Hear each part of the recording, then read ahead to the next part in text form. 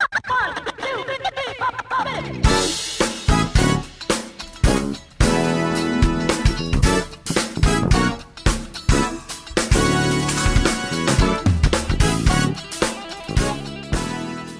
hallo zusammen, hier sind wieder Ralf und Georg von JazzrockTV mit einer neuen Ausgabe. Und heute geht es um eine ganz große Band aus dem Bereich Jazz und Jazzrock, wie wir finden, nämlich die Yellowjackets. Die Yellowjackets, ja genau. Was die wenigsten wissen, sie wurden 1977 bereits gegründet. Da hießen sie auch noch nicht Yellowjackets, sondern Robin Ford Group. Sie waren also die Begleitband von Bluesgitarristen Robin Ford. Und erst später haben sich die Wege separiert und die Yellowjackets haben sich Yellowjackets genannt. Was heißt eigentlich Yellowjackets? Gelbe Jacken. Gelbe Jacken. Ich habe es nachgeguckt. Wespen. Yellowjackets sind ganz normal Wespen und das hat keine tiefere Bedeutung, hat sich Jimmy Haslip irgendwie überlegt. Ist sonst nichts anderes eingefallen. Ja, er wollte nicht, dass die Band Russell Ferranti Group heißt und kam dann mit Yellowjackets um die Ecke. Jedenfalls waren genau diese Yellowjackets am 7.11. im Pfandhaus in Köln. Wir waren mit den Kameras dabei und haben Konzert aufgezeichnet und Jimmy Haslip interviewt. Aber jetzt erstmal vielleicht einen kleinen Blick ins Konzert.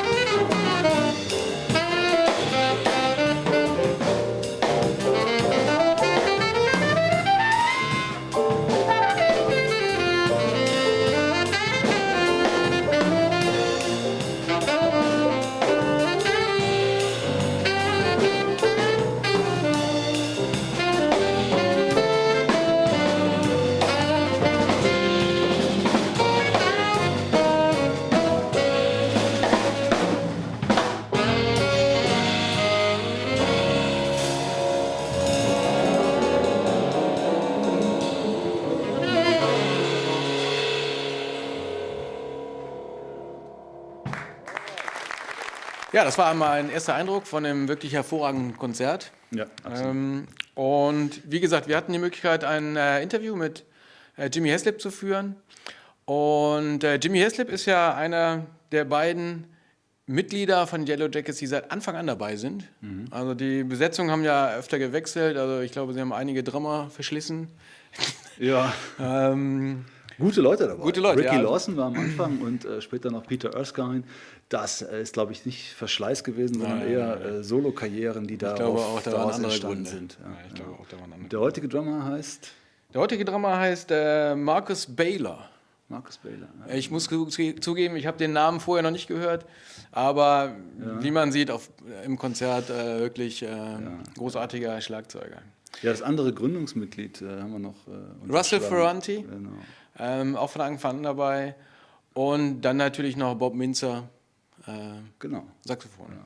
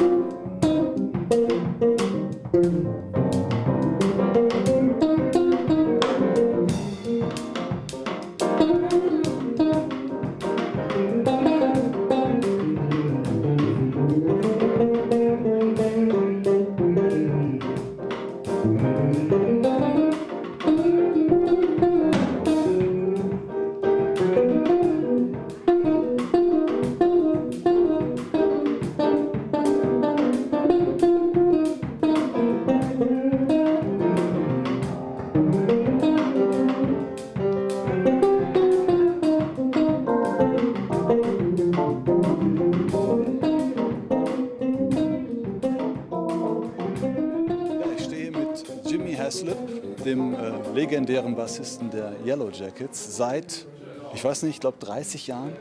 Since 30 years you are with the Yellowjackets now. Is that true?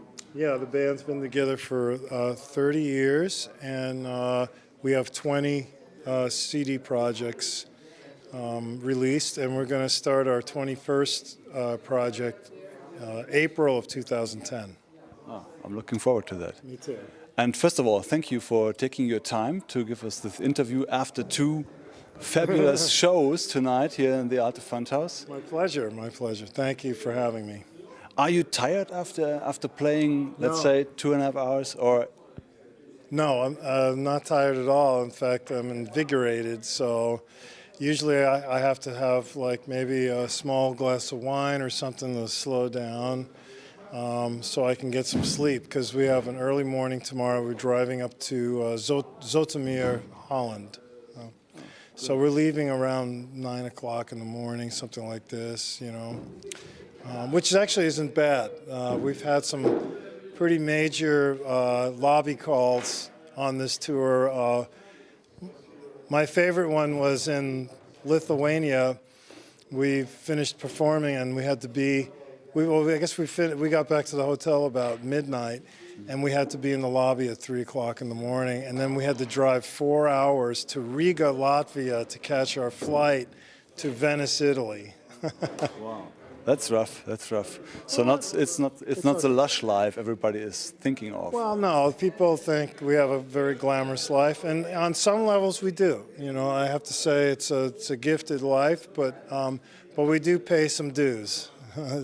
Traveling is hard, and it's harder now than ever was before, obviously, with, you know, security and all the restrictions now at airports and airlines. So it's not what it used to be. And we used to, I mean, we've been touring since the late 70s. So back then it was such an easy thing to do, walk in an airport and get on a plane. There was hardly the security there is today, but that's okay. It's important. We need to have that. So you must like the Alten Pfandhaus very much. I saw you here 4 weeks ago.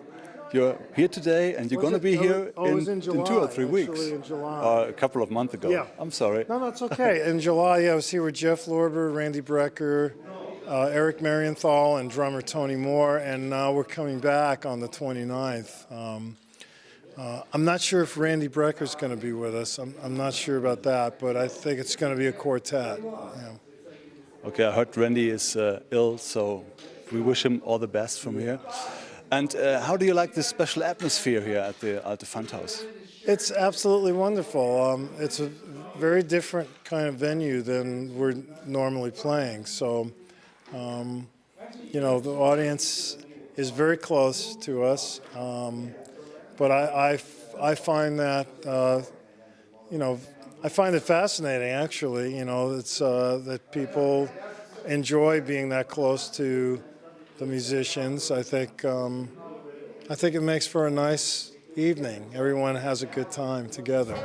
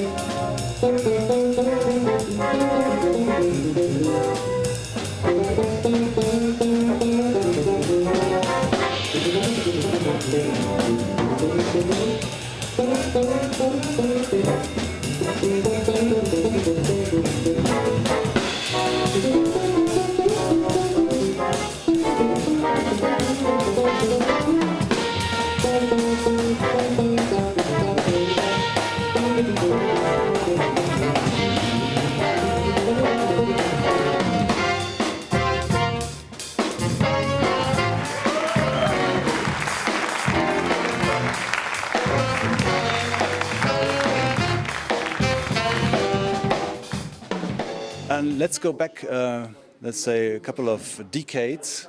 How did it all start with Jimmy Haslip on the bass? How did you become? It's more than a couple of decades. It's almost 5 decades ago. Yeah, I mean, I started playing trumpet when I was 7 years old, and when I was 13, I picked up electric bass just as a hobby. I continued to play trumpet right up until I was 18, so I played trumpet for quite a while. I also played the other horns, the baritone horn, tenor horn, and tuba, in various ensembles, and that was a lot of fun. I learned a lot. But eventually, the electric bass kind of became the #1 instrument for me, and I started getting a lot of work. I was living in New York, and I was getting a lot of work there, playing in bands, and it was a lot of fun. And it just kind of took over. So I put the trumpet away, and I just started practicing electric bass. I kind of miss trumpet a little bit, although it's a very difficult instrument. You have to practice all the time. So my hat's off to all trumpet players, including John Marshall, who sat in with us tonight from the VDR. He's a great trumpet player. He's actually from my hometown. He's from Huntington, Long Island. And we used to play in a band together in the late 60s, early 70s. So you are. Yeah. I saw that you play the bass. You're left-handed, so you play the bass the other way around. You have a left-hand bass, but you still have the strings upside down. Yeah. That's because I was a trumpet player and because I didn't know much technically about the instrument when I started playing it. And also because in 1963, when I bought my first bass, it was very difficult to find a left-handed instrument. So I just bought being an impatient teenager, I bought a right-handed bass and just turned it upside down. That's how I learned how to play. Would you say it gave you a special approach to the bass playing, a special sound, a Jimmy Haslip sound? I guess if it was analyzed on some level, I mean, to me, it just made things a lot more difficult. So, but what it did do was I was very passionate about it. I really liked the instrument, and I like the function of the instrument within the ensemble.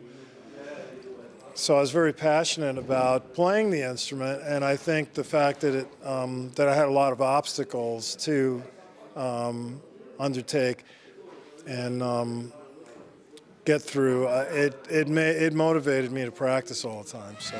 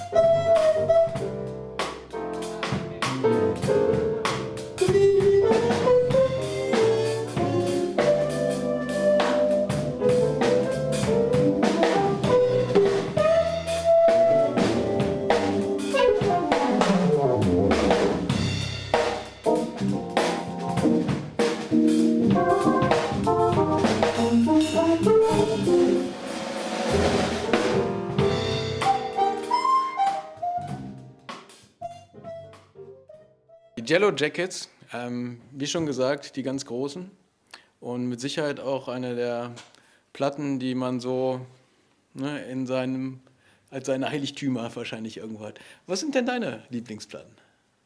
Meine Lieblingsplatten, das ist schwer zu sagen. Also es gibt so ein paar Platten, da würde ich sagen, die mir spontan einfallen, sagen wir mal so. Wenn ich jetzt graben würde in meinem Gedächtnis in dem Plattenschrank, würde ich vielleicht noch auf ein paar andere kommen. Aber spontan fällt mir immer ein, Billy Cobham's Spectrum, weil die hat mich zum Jazzrock gebracht. Ich glaube, die ist von 75 mit John Hammer, Tommy Bolin, Billy Cobham natürlich und wer war denn da am Bass? Was mit Stanley Clarke? Nee, ich weiß es gar nicht mehr. Ja, ich egal. gucke nach, sage ich euch gleich. Achso, übrigens, guckt nach, sage ich euch gleich. Greenhouse hieß die Platte, Ach so, nachgereicht. ja, genau, okay. Bob Wir haben Minzer, nachgeguckt. bei der Bob Minzer bei den Yellowjackets eingestiegen ist, das war 1991. Ja gut, also Spectrum von Billy Cobham gehört zu meinen Lieblingsplatten. Dann würde ich sagen, unbedingt was von Miles Davis. Am besten was Altes, 50er Jahre, Birth of the Cool zum Beispiel. Oder Kind of Blue. Oder Bitches Brew, die ich bis heute noch nicht verstanden habe, aber vielleicht verstehe ich sie dann, wenn ich sie unter meinen 3 kleinen bescheidenen Platten habe. Und dann würde ich das 10er CD-Set von Chicoria mitnehmen, als er eine Woche im Blue Note gespielt hat. Und alle Leute, mit denen er jemals so zusammengespielt hat, sind gekommen und haben mit ihm dann nochmal gejammt und gespielt. Also fantastisch, gibt es auch auf DVD. Können wir auch nochmal was zu erzählen, irgendwann im extra Beitrag. Ja, es hört nicht auf, es hört nicht auf. Und du? Ja, schwierig. Also ich glaube, Miles Davis ist schon einmal ein Kandidat. Da denke ich, so die gleichen Platten, die du da aufgeführt hast. Und was so Jazzrock angeht, ich bin ja so ein bisschen mehr, sag ich mal, in der rockigeren Abteilung wahrscheinlich als du. Und da kommt bei mir so ein bisschen in die Richtung Platz für den Tier, ist vielleicht eine alte Chicago, sowas die Richtung. Okay. Ich glaube, das wäre so eine von den, von den ersten 3 Chicago. So aus der Richtung, das ist schon sehr vertracktes Zeug. Und also das war noch so weit weg von der Popzeit, wo sie jetzt gelandet sind. Ja. So diese Richtung. Und Lass mich raten. Komm, Steve Lukather. mit Sicherheit. Irgendein Frickelalbum. Mit von Sicherheit Steve Lukather. irgendwas, wo es so richtig, wo jede Freundin, Frau oder wer auch immer sagt, kannst du das bitte ausmachen, ich kriege Schmerzen. Ja, das Sowas- ist ein gutes Indiz sowas- für gute Musik. Ich glaube, sowas wäre dann auch noch dabei und das Ja. wäre so eine nette Sammlung für mich. Okay. Ja, hört sich doch gut an. Wir haben auch Jimmy Haslip mal gefragt, welche 3 Platten er mit auf eine einsame Insel nehmen würde. Natürlich CD-Player und Stromgenerator vorausgesetzt. Ja, hört euch das an. Well, I'd have to choose one of Jocko's projects. I'd have to choose one of Weather Report's projects. So I think I Sing the Body Electric would be a Weather Report record that I would bring with me, mainly because of the collaboration on that record and the live tracks on that record with Miroslav Vitos, Joe Zawinul, Eric Gravatt, and Wayne Shorter, and Domo Ramon. That band was pretty special. I saw that band in New York. But then again, I would have to have also a Jocko record. I would like to have one with Weather Report, but since I already have a Weather Report record, then I would choose Word of Mouth, which was Jocko's second solo project, which has some very classic Jaco Pastorius compositions. And this, can I pick 4? Okay. Okay, then I would pick the Penderecki Cello Concerto No. 2,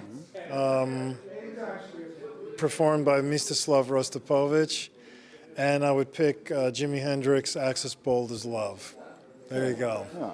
That's a nice mixture, I think. Yeah. Okay. I would probably want to bring about 1,000 more records, though, but if I only had 4, I guess I could bring those.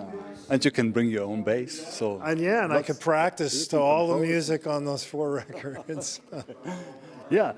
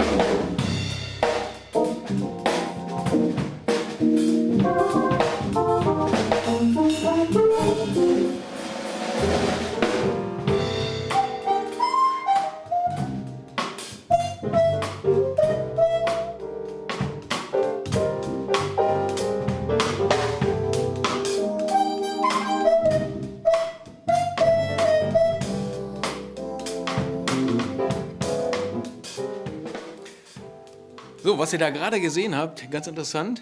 Wir waren auch überrascht, dass wir das gesehen haben beim Konzert, ist ein Blasinstrument, ein Akai EW 4000S. Und also ich muss gestehen, ich war wirklich überrascht, dass ich das gesehen habe. Ich dachte, dass es das seit den späten 80er Jahren gar nicht mehr so gibt. Es gab mal so eine Zeit, ich glaube, Michael Brecker hat mal sehr viel damit gemacht, Ja, und er war sehr ja. populär. Aber dann ist es so ein bisschen verschwunden wieder, und ich war ein bisschen überrascht, dass Bob Mintzer jetzt hier bei Yellowjackets damit ankam. Und wie man gesehen hat, also das Publikum war auch angetan. Also Ja, sind super Sounds. Der Unterschied zu früher ist, für die Musiker unter euch, früher war das ein MIDI-Instrument. Du konntest halt einen Synthesizer, Expander oder wie auch immer dran anschließen und die Sounds abrufen. Heute macht Akai den Synthesizer, den Klanggenerator. Das Klangmodul ist mit drin. Du hast also die Sounds sofort greifbar, kannst dich frei bewegen auf der Bühne und fröhlich abrufen und auf der Elektroklarinette quasi auch Slap-Bass spielen, ja? So wie Bob Mintzer.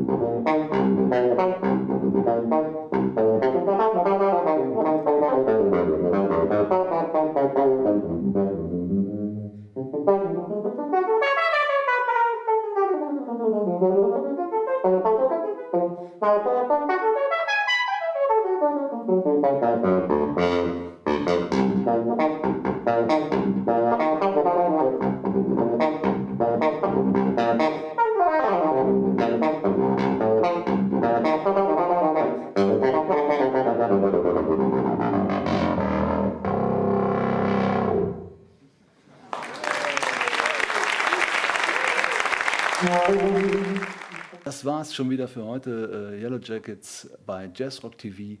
Und wir hören jetzt noch mal ein bisschen was von Jimmy Haslip zu seinen nächsten Plänen. Da steht ja auch einiges an, glaube ich.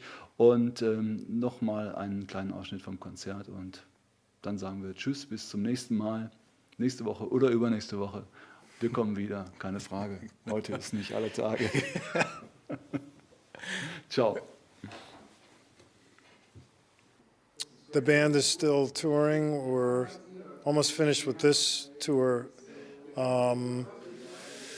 Russell and I are going to India with another band in December, but then we're going to the Far East, I think, in February 2010. That'll start us up there.